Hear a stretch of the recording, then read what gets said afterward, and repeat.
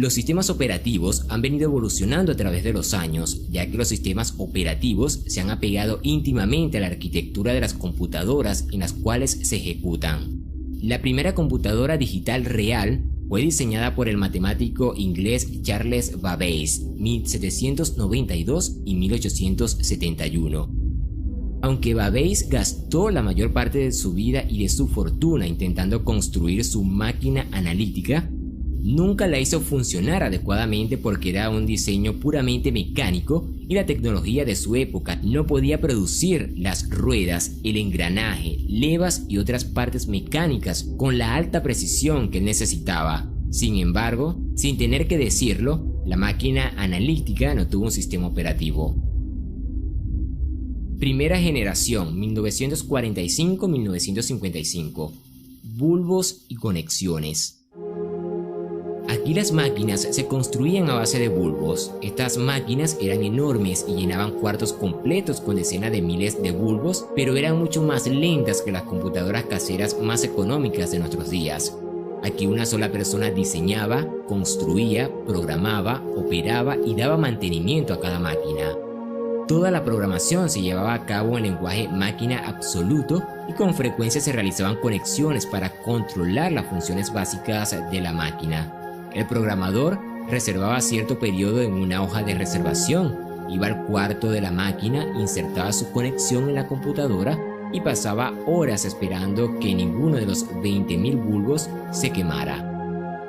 Segunda generación, 1955-1965. Transmisores y sistemas de procesamiento por lotes.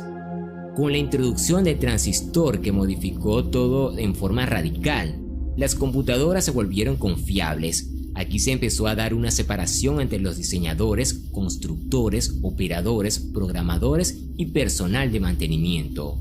Estas máquinas se aislaban del exterior en cuartos con aire acondicionado especial y un equipo de operadores profesionales para la ejecución. Para ejecutar un trabajo, el programador debía primero escribir el programa en hojas de papel para después perforar las tarjetas. Después debía llevar el paquete de tarjetas perforadas al cuarto de lectura y dárselas a uno de los programadores. Al terminar, un operador pasaba a la impresora, separaba la salida y la pasaba al cuarto de salida para que el programador la recogiera más tarde. Si era necesario utilizar el compilador Fortran, el operador debía tomarlo de un gabinete para arribos y leerlo. Después se buscó otro método para reducir el tiempo. La solución fue la de un sistema de procesamiento por lotes. La idea era colocar una charola completa de trabajos en el cuarto de entrada y leerlas. Después, en una cinta magnética mediante una computadora pequeña y barata, después de algunas horas para colectar un lote de trabajos, la cinta se embobinaba y era llevada al cuarto de la máquina, donde se colocaba en una unidad de cinta, el cual leía el primer trabajo de la cinta y lo ejecutaba.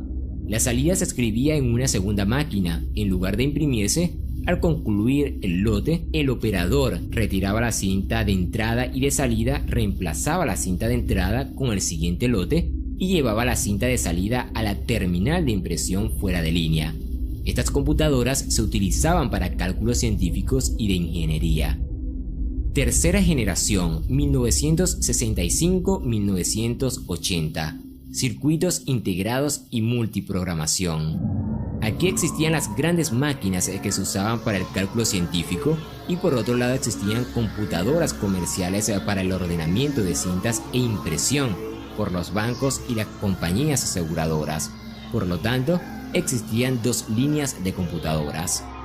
IBM intentó resolver ambos problemas a la vez. Para ellos, introdujo el sistema 360. El 360 era una serie de máquinas con software compatible, puesto que las máquinas tenían la misma arquitectura y conjunto de instrucciones, a menos en teoría. Los programas escritos para una máquina podían ejecutarse en las otras. Además, la 360 se diseñó para hacer cálculos tanto científicos como comerciales. La 360 fue la primera línea principal de computadoras que utilizó los circuitos integrados a pequeña escala, lo que proporcionó una gran ventaja de precio y desempeño con respecto a las máquinas de la segunda generación, construidas a partir de transistores individuales. La enorme fuerza de la idea de una familia era al mismo tiempo su mayor debilidad. La intención era que todo el software, sistema operativo incluido, debía funcionar en todos los modelos. Por lo tanto, se trató de hacer un sistema que debía funcionar con pocos periféricos y en sistemas con muchos periféricos. Debía funcionar en ambientes científicos y comerciales, pero debía ser eficaz en ambos casos.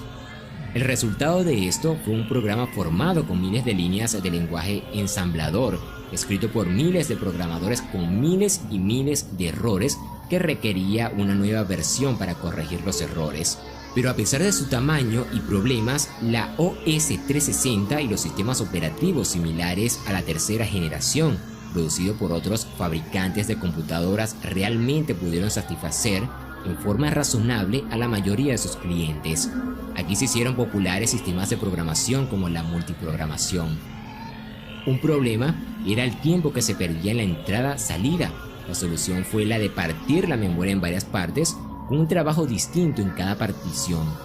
Mientras un trabajo esperaba a que concluyera la entrada-salida, otro podía estar utilizando la CPU. Así se podía mantener en memoria principal los trabajos suficientes a la vez para que el CPU estuviera ocupado al 100%. Otra capacidad era la de leer trabajos de las tarjetas al disco tan pronto como llegaban al cuarto de cómputo. Así, siempre que concluyera un trabajo, el sistema operativo podía cargar un nuevo trabajo del disco en la partición que quedaba desocupada y ejecutarlo. Esta técnica se llama spooling y también se utilizó para las salidas. Aunque los sistemas operativos de esta generación eran adecuados para los grandes cálculos científicos y la ejecución de un procesamiento de grandes cantidades de datos comerciales, seguían siendo sistemas de procesamiento por lotes. Para eliminar este problema de los lotes, se realizó la técnica del tiempo compartido, variante de la multiprogramación en la que cada usuario tenía una terminal en línea. En un sistema con tiempo compartido, si 20 usuarios están conectados y 17 de ellos están sin usar, la CPU puede ser asignada a los 3 trabajos que requieran servicio. Otro desarrollo fue el crecimiento de la minicomputadora. Cuarta generación, 1980-1990. Computadoras personales.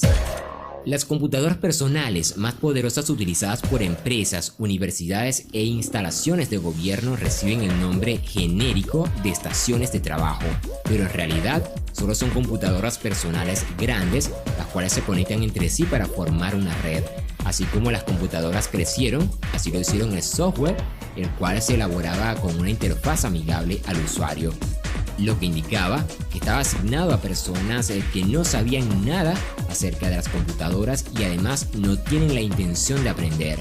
Dos sistemas operativos que surgieron fueron MS-DOS de Microsoft y Unix. MS-DOS tiene un amplio uso en la IBM PC y otras máquinas con procesador 8088 y sus sucesores. Las primeras versiones eran muy primitivas, pero después tenían características más avanzadas. El otro sistema era Unix, que dominaba el mercado de las computadoras que no utilizaban el procesador Intel, así como en las estaciones de trabajo, en particular las que poseen chips de alto rendimiento de la tecnología RISC-SC. Estas máquinas tienen la potencia de una microcomputadora, aunque se dediquen a un solo usuario. Otro desarrollo fue el crecimiento de computadoras personales con sistemas operativos de red y sistemas operativos distribuidos. En un sistema operativo de red, los usuarios están conscientes de la experiencia de varias computadoras y pueden conectarse con máquinas remotas y copiar archivos de una máquina a otra. Cada máquina ejecuta su propio sistema operativo local y tiene su propio usuario. Otro adelanto fueron los sistemas operativos distribuidos, que son aquellos donde aparece ante sus usuarios con un sistema tradicional de un solo procesador, aun cuando esté compuesto por varios procesadores. En un sistema distribuido verdadero, los usuarios no deben ser conscientes del lugar donde su programa se ejecute o del lugar donde se encuentran sus archivos. Eso debe ser manejado en forma automática y eficaz por el sistema operativo. Los sistemas distribuidos permiten a menudo que un programa se ejecute mediante varios procesadores a la vez, por lo que se necesitan algoritmos de asignación de tiempos más complejos.